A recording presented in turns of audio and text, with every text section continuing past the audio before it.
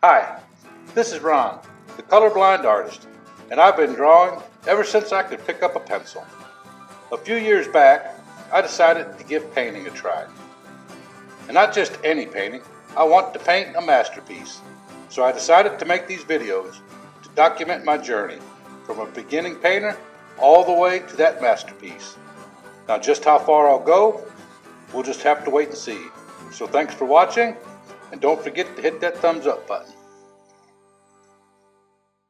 In this video, I'm going to be painting my daughter's dog, Maggie.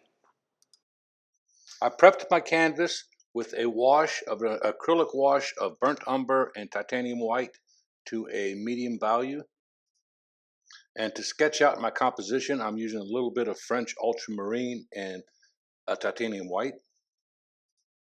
And while I'm kind of mapping out the painting and doing like a quick underpainting, I thought it'd be a good time to go over the colors.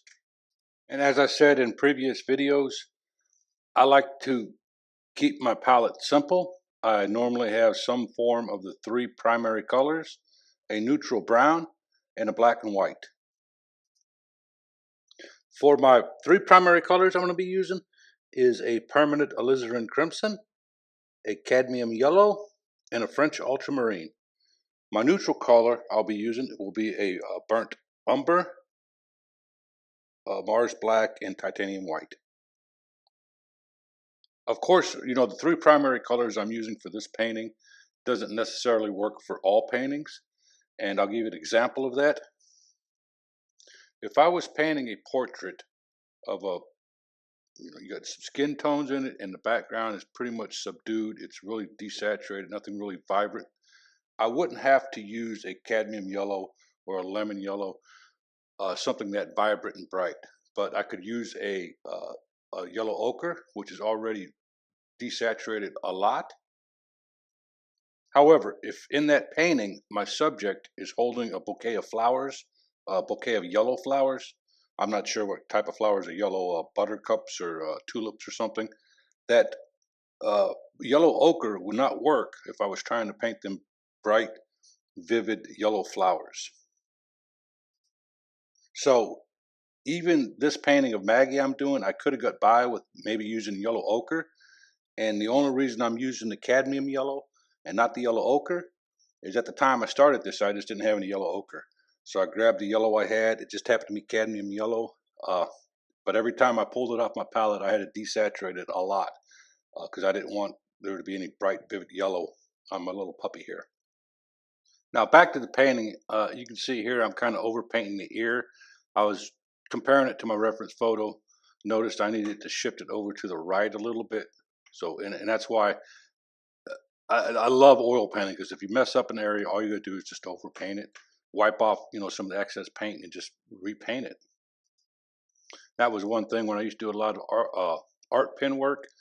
Uh, it was permanent. Once you put something down, there was no erasing it at all. So that's one advantage that oil paint has over pen and ink. Oh, and of course, another advantage would be color, which I think is kind of important. Another thing I want to talk about are the different styles of paintings.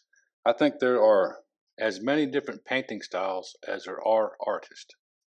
And I'm not necessarily talking about like a landscape versus portrait versus a still life, or abstract versus realism. I'm talking about how artists actually put the paint on the canvas. When I started painting 4 or 5 years ago, I had absolutely no idea what I was doing.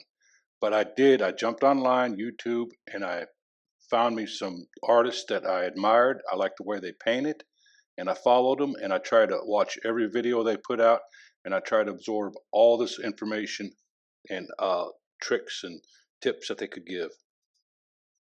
And all these artists, just about everyone that I admired, all of them, there was one name that kept coming up with just about every one of them, and the name was John Singer Sargent. Sargent was an American painter that lived from 1856 until 1925. And like I said, his name just kept popping up with all these artists I follow online. So I did my own research. I looked at some of his paintings, his painting styles, and I'm like, yes, this is the direction I want to take my paintings. And if you know anything about Sargent, he's got these really, uh, some people call it ugly painting, but he's got really loose brush strokes, and his paintings are just absolutely beautiful. From what they say, from a distance, his paintings almost look like a photograph. But once you walk up to kind of examine the painting, you can tell, you can see every little brush stroke, and it's just like it's masterful how he does it. And of course, you've also got those artists that are like realism artists. They go after photorealism, and I have all the respect in the world for them. That's just not something I want to try or even attempt. I think a painting should look like a painting. A photo should look like a photo. So as for me, I'm just going to continue to try to perfect my painting style, and I'm going to continue to work on trying to keep the loose brush strokes and give it that painterly, and I say that in quotes, painterly effect. Okay, now I just want to talk a little bit about how I approach uh, my color choice. And for an example, I'll give you like the tan area on the side of Maggie's cheek. Since I got a pretty simple palette, it's pretty easy for me to decide which hue I need: yellow, red, blue, brown. Basically, that's it. So I will start out with my neutral color, and I will get it to value by adding some titanium white. And then once I get it to the value I want, that tan color, then I will decide, does it need to be more yellow? Does it need to be more red? Does it need to be more blue? Because I don't have much of a choice. And this area on the side of the cheek, the tan area, I decided it just needed a little bit more yellow. And after I got my values right, it was just about perfect. And since I've been talking about yellow pretty much this whole video, we'll use that as an example as far as using or finding the shade colors for the color yellow. Okay, so we're working with yellow, and we are painting, let's say, a banana. The first thing I'm going to do is get my overall color for the banana. I'll get the yellow, I'll get the values right, and I'll get the saturation right. And saturation is just how vivid a color is. Okay, after I get the main body of my banana correct, I want to add shading. Now, I look at the colors on my palette, and I want to make the yellow darker. Well, of course I can't use white. That would make it lighter. All right, so we can throw that out. I can use any of the other colors: red, blue, or brown, and even black. And of course, you still got to keep in mind any reflective lighting that might be hitting that banana, but that is a subject for another video. So we're just going to worry about shading a banana. I do know adding blue or black is going to make that yellow green, and that might not be necessarily what I want. So we can throw blue and black out. So that leaves me with red and brown. I know if I add red, it's going to turn it orange. So the only option I have is to use my neutral brown, whether it be burnt umber, burnt sienna, Van Dyke brown, or what. So my next step is I would take that banana color I created earlier, and I'll add some of that, my brown, to it, my neutral brown. And after we get it to the value we want, our banana shadow area, then I will step back and I will look and decide, do I need to make it cooler or do I need to make it warmer? Well, I can always add a little bit of blue to make it cooler. I can add a little bit of red to make it warmer. I know it's pretty basic and it sounds pretty simple, but at this stage of my painting, that's just where I'm at. And that's just how I do things.